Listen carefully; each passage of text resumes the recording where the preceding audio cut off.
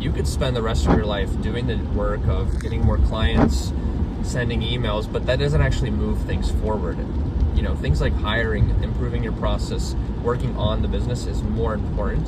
So, you know, I could have a super busy day and only at the end of the day truly start to get to work on the business, and that's the only thing that I consider as true work.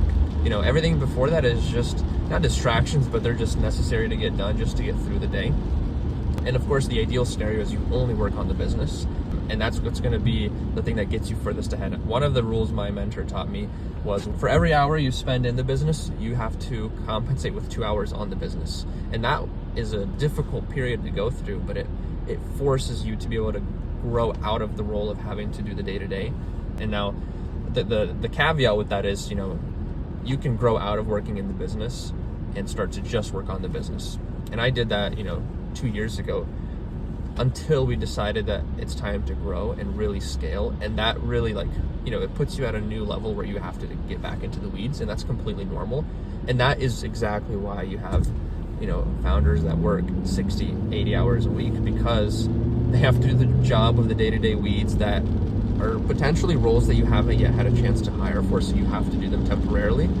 But, you know, if that's all you spend time doing, then you're just going to be stuck there. So you have to do that and also work on the business, create the, you know, the job descriptions for the people you're hiring, figure out the organizational structure, do the marketing in advance to get enough revenue and enough sales, test the things that you plan on handing off to your new hire.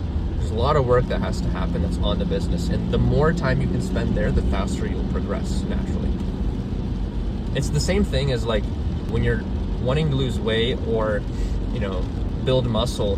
The more time you spend in the gym, to a degree, you're gonna get better results. Whereas working in the business is like spending time thinking about working out.